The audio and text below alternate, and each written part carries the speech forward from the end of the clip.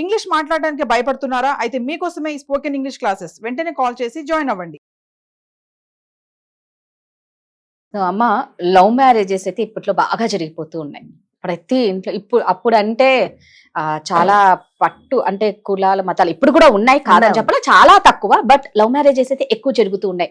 అంటే మనం పిల్లలకి ఈ లవ్ మ్యారేజెస్ గురించి వాళ్ళు లవ్ చెయ్యక ముందు చెప్పడం బెటరా, ఒకవేళ లవ్ చేసిన తర్వాత వీళ్ళకు తెలిసినప్పుడు ఎలా చెప్పాలి, అంటే ఆ లవ్ మ్యారేజెస్ వల్ల ఎలాంటి పరిణామాలు జరుగుతాయి అనేది తల్లిదండ్రులు పిల్లలకు ఎలా చెప్పాలి, ఏం చెప్పాలి? సో మీరు మంచి టాపిక్ అండి. కాకపోతే ఏంటంటే ప్రేమ వివాహాలు, ఇంటర్ కాస్ట్ వివాహాలు, దాని తర్వాత ఒక స్టేట్ నుంచి ఒక స్టేట్, అంటే కంప్లీట్ గా నార్త్ ఇండియన్స్, సౌత్ ఇండియన్స్, చాలా మన కల్చర్ అంతా చాలా క్వైట్ డిఫరెంట్ గా ఉంటుందండి.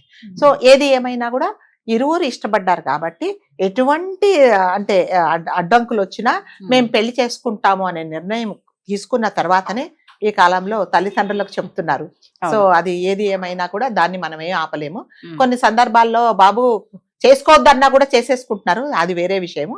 చేసుకుంటాము అని పట్టుబడినప్పుడు తల్లిదండ్రులు తప్పకుండా ఇంకా సరే అని అంటారు.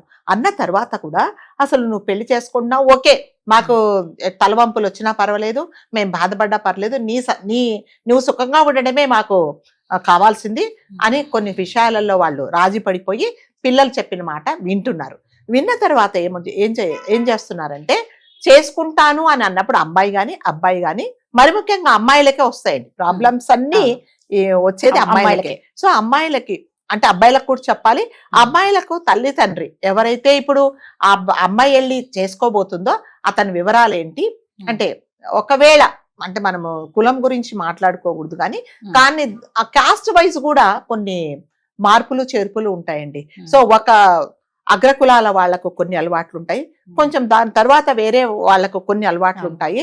మరి నువ్వు పెద్ద కులం నుంచి వెళ్ళి వేరే దానికి వెళ్ళినప్పుడు మరి అక్కడ పరిస్థితులకు నువ్వు ఇది చేసుకుంటావు. సపోజ్ ఒక అమ్మాయి ఉందండి, ఓన్లీ చాలా వాళ్ళ ఇంట్లో పూజలు వ్రతాలు, పొద్దున్న లేస్తే ఆచారాలు సంప్రదాయాలు ఉన్నాయనుకోండి, అసలు నాన్ వెజ్ అంటే వెల్లుల్లిపాయలు కూడా తినరు.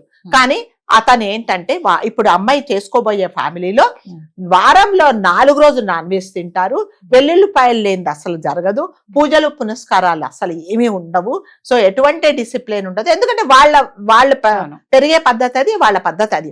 మరి అలాంటప్పుడు నువ్వు వెళ్ళి అక్కడ నువ్వు అడ్జస్ట్ అవుతావా అనేది క్లారిటీగా ఉండాలండి. సో అంటే ఈ అమ్మాయి దాదాపు 23 సంవత్సరాలు 22 సంవత్సరాలు ఒక వాతావరణంలో పెరిగి నువ్వు సడన్ గా అక్కడికి వెళ్ళినప్పుడు నువ్వు ఎలా కంఫర్టబుల్ గా ఉంటావు?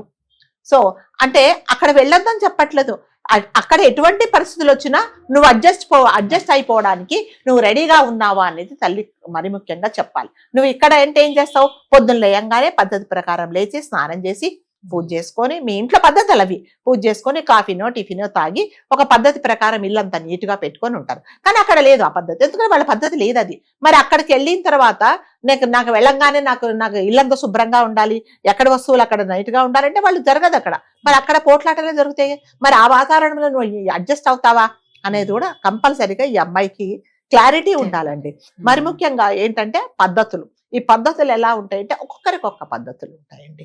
అంటే ప్రాంతాన్ని బట్టి కూడా ఉంటుంది, భాషను బట్టి కూడా ఉంటుంది. ఒక సినిమా మీరు చూసారో లేదో నాకు తెలియదు, బలిపీఠం అని ఒక సినిమా వచ్చింది. ఆ సినిమాలో ఏంటంటే ఆ హీరోయిన్ ఒక శారద ఉంటుంది, ఆమె ప్యూర్ బ్రాహ్మిన్ గర్ల్, ఒక చాలా ఎస్సీ క్యాండిడేట్ ను పెళ్లి చేసుకుంటుంది. సరే అప్పుడంతా బాగానే ఉంటుంది. చేసుకున్న తర్వాత ఈ అబ్బాయి వాళ్ళ తల్లి వాళ్ళు ఏంటంటే చాలా చిన్న ఇదనమాట, అంటే అసలు నీట్నెస్ ఉండదు, ఏముండదు. ఆవిడేదో కూలి పని చేసుకుంటా ఆవిడ. మరి కూలి పని చేసుకుంటే ఆవిడ ఫ్లాస్క్లో కాఫీ పోసుకొని తాగదు కదండి, అవునా? తాగదు. సో ఈమె ఏంటంటే చాలా మంచి కులంలో నుంచి వచ్చింది కాబట్టి ఆచారాలు సాంప్రదాయాలు, శుభ్రము శుచి మడి అవన్నీ ఉంటాయి. వీళ్ళింట్లో అది ఉండదు. ఇంకా ఇంటికి సరే కొన్ని రోజులు మోజు తీరిపోతుంది కదా. సో ప్రతి ఒక్కటి ఈ ఈమె తల్లి ఎక్కడ ఉన్నా కూడా ఈమె భరించలేదు.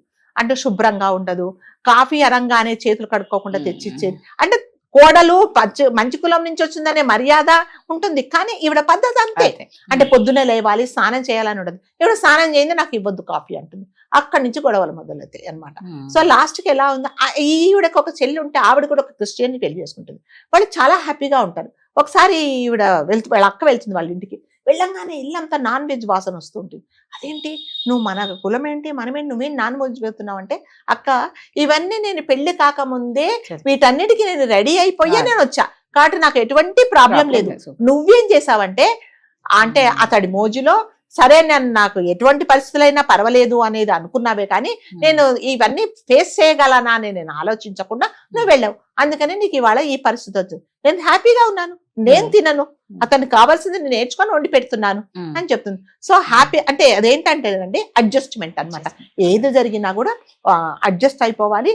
తర్వాత కొన్ని విషయాలలో మనకు నచ్చకపోయినా కూడా ఒక చోటకు వెళ్ళినప్పుడు కొన్ని పద్ధతులకు అలవాటు పడి మనం కూడా కాస్త తగ్గాలండి.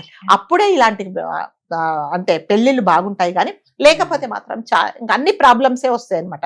నువ్వు ఎప్పుడైతే అతని మీద ఎంత ప్రేమ ఉందో వాళ్ళ ఇంటి పద్ధతుల మీద కానీ వాళ్ళ అమ్మ నాన్న మీద కానీ లేకపోతే వాళ్ళ ఆచార వ్యవహారాల మీద కూడా కానీ అంతకంటే ప్రేమ అంతకంటే ఎక్కువ అవగాహన ఉంటేనే నువ్వు అక్కడ ఆ సంసారంలో ఇమ్మలగడవు. లేకపోతే కష్టం.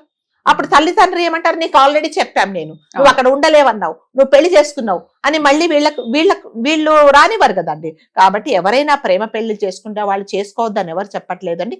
చేసుకోబోయే ముందు ఇవన్నిటి గురించి ఏది జరిగినా కూడా నేను అక్కడ అడ్జస్ట్ అయి ఉంటాను, అన్నిటికీ నేను అడ్జస్ట్ అయి ఉంటాను అంటేనే మాత్రమే మీరు ఇలాంటి వాటికి తీసుకోండి. లేకపోతే ఏంటంటే మళ్ళీ పోట్లాటలు, మళ్ళీ విడాకులు, మీ పద్ధతి నాకు నచ్చలేదు, మీ సాంప్రదాయాలు నాకు తెలియదు అనేసి అటువైపు ఇటువైపు అంటే తల్లిదండ్రులు పోట్లాడుకునే పరిస్థితి వచ్చిందనమాట. సో అబ్బాయి కూడా అలాగే ఉండాలండి. అబ్బాయి కూడా అంటే అతను పెరిగిన వాతావరణం ఏంటి, మరి ఇక్కడ ఇంట్లో ఏంటి అనేది కూడా అతను కూడా అవగాహన ఉండాలి. లేకపోతే మాత్రం ఈ సంసారాలన్నీ అసలు విడాకుల వరకే వచ్చేస్తాయి మళ్ళీ. కాబట్టి ప్రేమ పెళ్లి చేసుకోవద్దని చెప్పట్లేదు. చేసుకోబోయే ముందు మీరు వీటన్నిటి మీద క్లారిటీగా ఉంటే మీకు ప్రాబ్లమ్స్ ఉండవు. మీరు అన్నట్టు ఏంటి అంటే పేరెంట్స్ ఎంత చెప్పాలో అంత చెప్తారు, తర్వాత దాన్ని ఎలా అడ్జస్ట్ అయి ఉండాలి అనేది అమ్మాయి చేతిలోనే ఉంటుంది. ముఖ్యంగా అయితే అమ్మాయిలే. సో ప్రతి చోట సర్దుకుపోయే గుణం ఉంది అంటే మాత్రం ఖచ్చితంగా వాళ్ళు హ్యాపీగానే ఉంటారు. అది అతిగా సర్దుకపోతే మాత్రం మళ్ళీ కష్టమే. మళ్ళీ ఎంత సర్దుకోవాలో అంతే. మీ సంసారం బాగుపడేంత వరకు సర్దుకోండి అంతే. సో అంటే మీరు అన్నట్లు అప్పట్లో లవ్ మ్యారేజెస్ చాలా అరుదుగా ఉండేవి. అంటే ఇంట్లో చెప్పినట్లు వినేవాళ్ళు. ఇంకొకటి ఏంటి అంటే ఇప్పుడు కల్చర్ బాగా మారిపోయింది కాబట్టి ఇప్పుడు నిర్ణయాలు తీసుకొని ప్రతిదీ వీళ్ళ చేతిలో చెప్పేస్తున్నారు అంతే. చేసుకోవాలా అని ఇష్టపడ్డానా అని చెప్పట్లేదు. నువ్వు నీకు నచ్చితే నువ్వు సరే అంటే నీ ముందు చేసుకుంటా, లేకపోతే నేను చేసేసుకొని వస్తాను అంటున్నారు. కాబట్టి తల్లిదండ్రులే ఒక మెట్టు దిగి వాళ్ళ మాటలే విండి. ఎందుకంటే పిల్లలే ఇంపార్టెంట్ వాళ్ళకి. కాబట్టి అడ్జస్ట్మెంట్ అనేది కంపల్సరీగా ఉండాలండి. వాళ్ళ జీవితాలు బాగుపడేంత వరకు అడ్జస్ట్ అయిపోవాలి. మరి మితిమీరిన అడ్జస్ట్మెంట్ అయితే మళ్ళీ అది వేరే దారితీస్తుంది. సో నిజంగా పేరెంట్స్ చెప్పినట్లు వినండి. తర్వాత లైఫ్ లో ఏదొచ్చినా తట్టుకునేంత శక్తి మీలో ఉండి సర్దుకుపోయే గుణం ఉండాలి. థ్యాంక్ యూ అమ్మా. నమస్తే.